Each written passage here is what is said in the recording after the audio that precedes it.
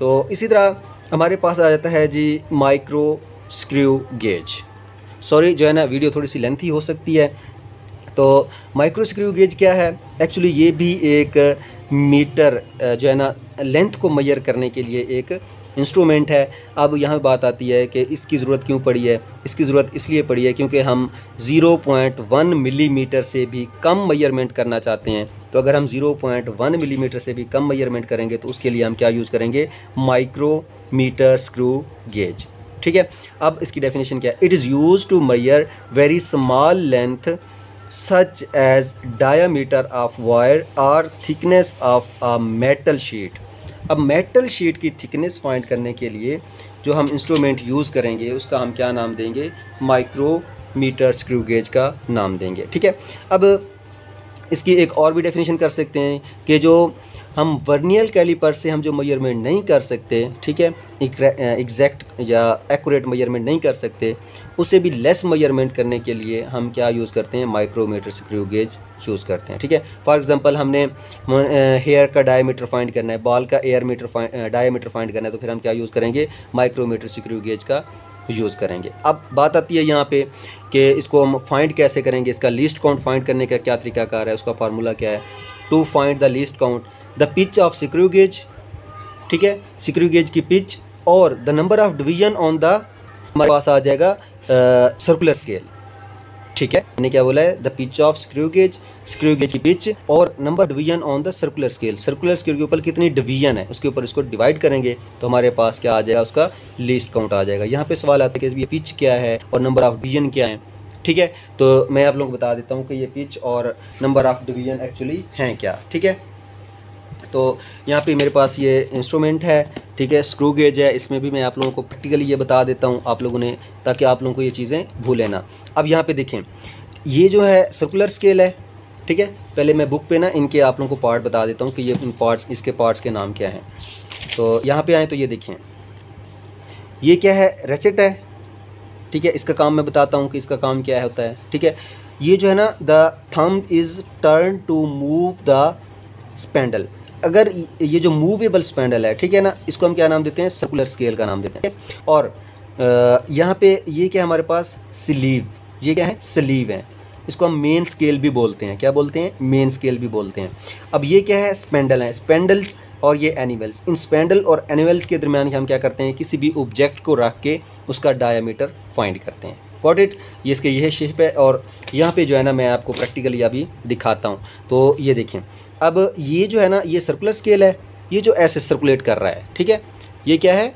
ये circular scale है और इस सर्कुलर स्केल के ऊपर ये डिवीजन है। ये 0 से स्टार्ट हो रही हैं और यहाँ पे देखें ये 45 और आगे ये आगे छोटी छोटी डिवीजन है। ठीक है, 46, 47, 48, 49 और 50। इट मीन इस सर्कुलर स्केल के ऊपर कितनी डिवीजन है?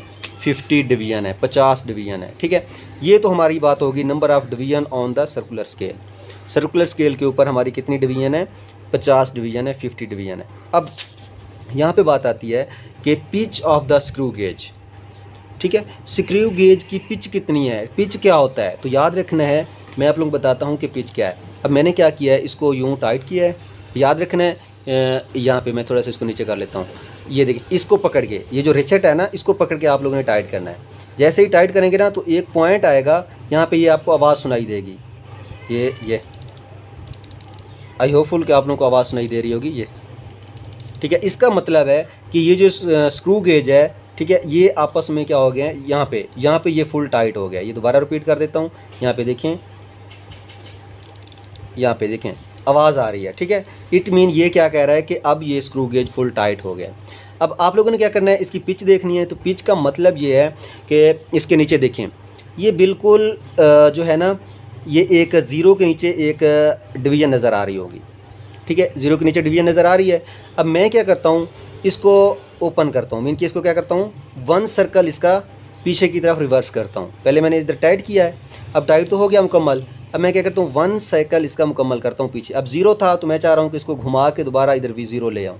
ठीक है, मैंने क्या किया, जैसे ये घुमा के मैं वापस 0 लेके आया हूँ, तो ये देखें, पहले मेरे पास एक डिवीज़न नज़र आ रही थी। ठीक है, तो अब ये दूसरी डिवीज़न भी नज़र आ रही है। ठीक है, पहले कौन सी डिवीज़न नज़र आ रही थी? ये 0 वाली। अब इसके दरमियान में एक और डिवीज़न नज़र आना शुरू हो गई है। तो ये एक्चुअली ये जो डिस्टेंस इसने पीछे की तरफ कवर किया है ये क्या कहलाता है, पिच कहलाता है। ठीक है, अब देखिए ना, यहाँ तक तो था ना हमारे पास ये 1 मिलीमीटर, ये 0 है। ठीक है, ये हमारे पास क्या है 0.5 है और ये 1 है, ऊपर वाला 1 नीचे वाला 0.5। तो हमारे पास इट मीन इसकी जो पिच चाहिए वो कितनी है, 0.5 इसकी पिच चाहिए। ठीक है, याद रखना है ये अगर हम बड़ा इसका स्क्रू गेज लेंगे तो उसकी पिच कितनी होगी, 1 मिलीमीटर भी हो सकती है। ठीक है, इसकी कितनी है 0.5। और याद रखना है इसकी डिवीजन, अगर इससे बड़ा हम स्क्रू गेज लेंगे तो इसकी डिवीजन भी यहाँ पे ज़्यादा हो सकती हैं। इसकी ये 50 डिवीजन वाला है तो यहाँ पे 100 डिवीजन वाला भी हो सकता है, और जिसकी 100 डिवीजन होंगी तो उसकी पिच कितनी होगी, 1 मिलीमीटर। ठीक है, तो अब देखिए यहाँ पे इसकी जो पिच कितनी थी, पिच हमारे पास दोबारा में देखें, इसको दोबारा सेट कर देता हूँ मैं, इसको बैक करूँगा। बैक करने के बाद ये देखें हमें जो है ना सेकंड डिवीजन भी नज़र आना शुरू हो गई है। ये देखें 1 साइकिल कंप्लीट हो गया, अब सेकंड डिवीजन भी हमें नज़र आ रही है। तो इट मीन ये 0.5 इसकी क्या है, पिच है, क्योंकि ये 0.5 जो है ना मिलीमीटर पीछे की तरफ क्या कर गया है, मूव कर गया। अब यहाँ पर बात आती है कि ये हो गया हमारे पास pitch of the screw gauge.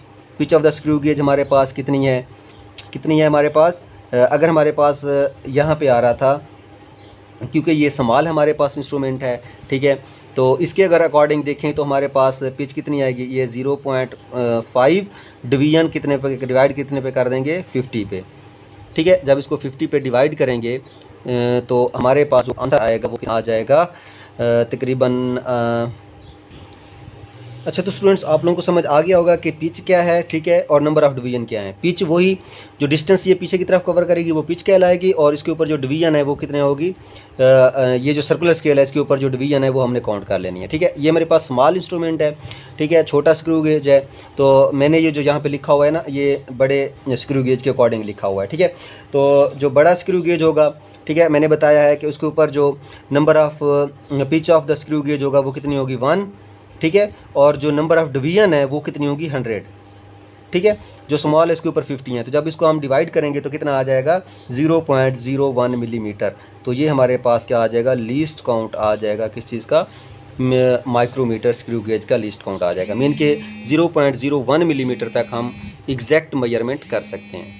अब यहाँ पे बात आती है जी, अगर इसको हम, ये मिलीमीटर है ना, तो इसको सेंटीमीटर में अगर लिखना है तो हम क्या करेंगे, मज़ीद 10 पे डिवाइड कर देंगे। ठीक है, जब 10 पे डिवाइड करेंगे तो हमारे पास क्या आ जाएगा, 0.001 सेंटीमीटर। ये एमसीक्यू पॉइंट में पूछा जाता है। ठीक है, ये भी एमसीक्यू पॉइंट में पूछा सकता है। ठीक है, स्क्रू गेज का जो वर्नियर कैलिपर है, सॉरी लीस्ट काउंट है। ठीक है, स्क्रू गेज का लीस्ट काउंट, वर्नियर कैलिपर का लीस्ट काउंट, मीटर रूल का लीस्ट काउंट, ये सारे आप लोगों को याद होने चाहिए। ठीक है, अब चलते हैं नेक्स्ट एरर की तरफ, कि जिस तरह हमने वर्नियर कैलिपर के अंदर एरर को स्टडी किया है। ठीक है, 0 error, positive 0 error, negative 0 error. ठीक है, same as it is screw gauge के अंदर भी एरर मौजूद होते हैं, 0 एरर, ठीक है, पॉजिटिव 0 एरर और नेगेटिव 0 एरर। अब पॉजिटिव 0 एरर क्या होगा, नेगेटिव 0 एरर क्या होगा, ये हम देखते हैं, और 0 एरर क्या है, और फिर इसकी करेक्शन भी देखेंगे कि इसकी करेक्शन क्या होती है। तो अब यहाँ पे देखें, दोबारा से मैं ये स्क्रू गेज लेता हूँ। ठीक है, यहाँ पे देखें मैंने क्या किया है, इसको रिचेट को यहाँ पे पकड़ा है। पकड़ने के बाद अगर इसको मैं यूँ घुमाऊँ, ठीक है, ये घुमाने के बाद ये देखें अब ये आवाज़ आने लग गई है, इट मीन ये फुल टाइट हो गया। अगर तो ये जो हॉरिजॉन्टल लाइन है, मैं दोबारा से इसको पीछे करके दिखा देता हूँ, ये मेन स्केल है और ये सर्कुलर स्केल है जो मूव कर रहा है। ठीक है, अब ये अगर मेन स्केल का 0 और सर्कुलर का स्केल का 0 अगर फेस टू फेस हूँ, एक दूसरे के सामने हूँ, अगर इसको मैं यहाँ पे घुमाऊँ, ठीक है, घुमाने के बाद इसको जब अगर, तो ये देखें, अभी देखें जो सर्कुलर स्केल का 0 है ना, ठीक है, इस मेन स्केल के ऊपर एक हॉरिजॉन्टल लाइन है। अगर तो सर्कुलर स्केल का जो 0 है वो इस मेन स्केल के जो ऊपर लाइन है, हॉरिजॉन्टल लाइन, अगर उसके ऊपर आ जाए, लाइक यहाँ पे होता, कहाँ पे होता, अगर यहाँ पे होता, देखें मैं दोबारा यहाँ पे दिखा रहा हूँ, ये देखें, ठीक है, अगर तो ये जो लाइन नीचे आ रही है मेन स्केल की लाइन, इसे हॉरिजॉन्टल लाइन बोलते हैं। अगर तो सर्कुलर स्केल का 0 इस हॉरिजॉन्टल लाइन के बिल्कुल सामने हो तो हम कहेंगे इसमें 0 एरर है, 0 एरर, इसमें कोई एरर नहीं है। ठीक है, अगर अब इसमें एरर है, क्यों, क्योंकि जब मैं इसको यहाँ से पकड़ के यहाँ से आगे टाइट करता हूँ ना, ये देखें, तो अब ये फुल टाइट हुआ है। तो अब ये जो ये हॉरिजॉन्टल लाइन है मेन स्केल की, इससे ज़ीरो जो है वो आगे की तरफ चला गया है। ठीक है, क्या किया है, आगे मूव कर गया है, अपवर्ड चला गया है। तो जब अपवर्ड चला जाएगा तो याद रखना है उस वक्त जो एरर होगा वो कौन सा होगा, नेगेटिव ज़ीरो एरर होगा। Got it. अगर सर्कुलर स्केल का ज़ीरो मेन स्केल के ऊपर जो हॉरिजेंटल लाइन है उससे आगे चला जाए तो हम कहेंगे कि इस स्क्रू गेज के अंदर जो एरर है वो कौन सा है, नेगेटिव ज़ीरो एरर है।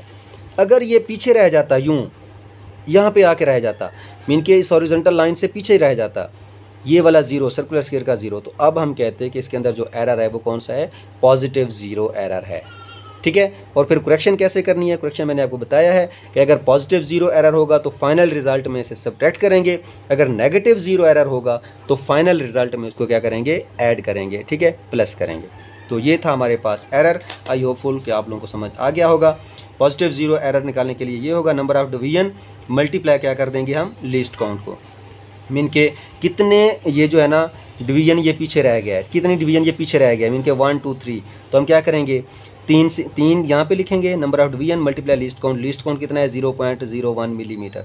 तो जब मल्टीप्लाई करेंगे तो हमारे पास पॉजिटिव ज़ीरो एरर आ जाएगा। इस तरह नेगेटिव ज़ीरो एरर करना है तो इसका देखें, तो हमारे पास अगर ये आगे चला जाए तो देखें कितने लाइन आगे चला गया, कितने डिवीजन, ज़ीरो से काउंट करें, 1 2 3 डिवीजन आगे चला गया। तो हम टोटल सर्कुलर स्केल की डिवीजन कितनी है, 50।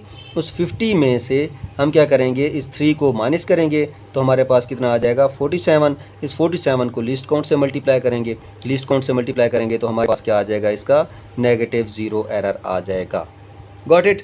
तो अब देखें यहाँ पे, अगर हमारे पास एरर पॉजिटिव होगा तो फाइनल रिज़ल्ट में से सब्ट्रैक्ट करेंगे, अगर हमारे पास जो ज़ीरो एरर है वो नेगेटिव होगा तो फाइनल रिज़ल्ट में हम क्या करेंगे, ऐड। ठीक है, उसके उल्ट। तो फिर हमारे पास क्या हो जाएगी, करेक्शन हो जाएगी इस एरर की। तो आई होपफुल स्टूडेंट्स कि आप लोगों को ये दोनों बातें समझ आ गई होंगी, इसलिए ये मैंने प्रैक्टिकली जो है ना आप लोगों को ये चीज़ें दिखाई हैं ताकि आप लोग इसको अच्छी तरह अंडरस्टैंड कर सको। तो स्टूडेंट्स, अगर ये मेरी वीडियो आप लोगों को अच्छी लगी है, समझ आ गई है, तो मेरी वीडियो को लाइक ज़रूर करें, तो चैनल को सब्सक्राइब करना ना भूलना। दुआओं में याद रखना। आपका टीचर इजाज़। अल्लाह हाफ़िज़।